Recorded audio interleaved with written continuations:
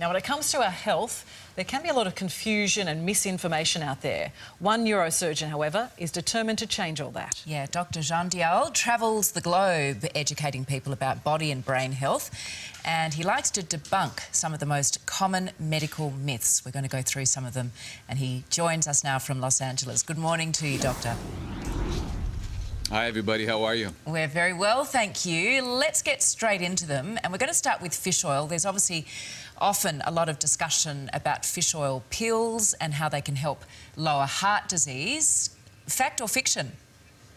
I think this is fiction, and there are studies that support this is not true. We all want a shortcut, and if we can't eat fish, we're thinking we can go to the store and get those supplements, but the supplements just don't work as well as eating salmon once or twice a week. Salmon with those omega-3s is good for the heart, is good for the brain, but there is no shortcut by just taking those pills. So the pills are fiction when it comes to your health. OK, what about this one? Testosterone replacement. There have been claims that it can actually improve memory, particularly in men. True or false?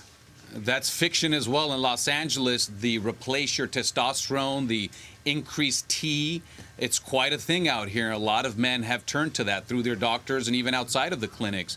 But it may help with muscle mass, it may help with energy, but it does not help with recovery of memory, and that is fiction. Now, some women, when they have hormone replacement, will get their memory back or improvements in memory when they have menopause. So men thought if we replace testosterone, maybe that'll help our memory as well. But that is fiction if you think testosterone replacement, raising your T in men, is going to help with memory.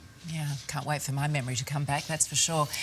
Doctor, many people buy fitness trackers and they say it very much helps them lose weight. What are your thoughts on that? Well, this one, fitness trackers, in a new study, have not been shown to help lose weight. So this is interesting. This caught me off guard. I thought for sure when you look down and you can keep track of what's going on with your body, that this is a very important thing. What we believe is happening is that when you do look down and you see that you've taken a certain amount of steps, you're more likely to have that cheat meal. And that cheat meal may not have been properly earned. So when they had a study of young people, one group wore the fitness trackers, the other group did not. And the group that did not wear the fitness trackers, they lost more weight. So that's just something to keep an eye on. There is no shortcut to losing weight. You have to exercise and diet. Wow, that is interesting because they are so popular. Now, what about this one, Doctor? Because we know that stress is related to so many complications with health. Is it true or not that stress can actually be good for you? So I know we've had a couple of fictions in a row, but this is a fact. And this is a bit tricky because we have started to think all inflammation and all stress is bad for us. But let me give you an example. Bones. If you stress them too much, they break.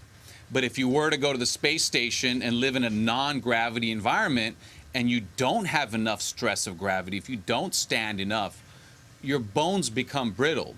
Similarly, inflammation, we think it's bad, but it's also the body's natural response to fighting off infection. So what I want to do is have people start to think about stress and inflammation as a thermostat. Too much is bad for you, and not enough is not really the right place for your body to be at peak performance. That's really interesting. Just finally, before you go, obviously as a neurosurgeon, that is your area of specialty. What is your top tip, if you can narrow it down to one, for optimising brain health? I get this question quite a bit, and thank you for asking me. I've got 3 teenage boys, and I think about it not just for my brain health, but the generations that follow. And it's not the amount of food you eat. The most important tip for brain health is being selective about what you eat.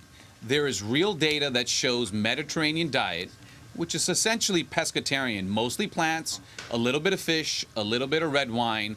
This is medicine for our brains. This is what you want to be at peak performance for the way your brain thinks and interacts with those 90 billion neurons that are inside our skull. So if there was one tip, I would say think about the MIND diet, which is a Mediterranean diet.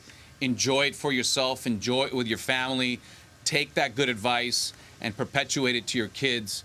That is what we know is the single most thing you can do to improve brain health today and for the decades ahead to hold off Alzheimer's and dementia. Wow, so many benefits of that Mediterranean diet, and great to get your insights on that and all of the facts and fiction this morning. Great topic. Thank you so much.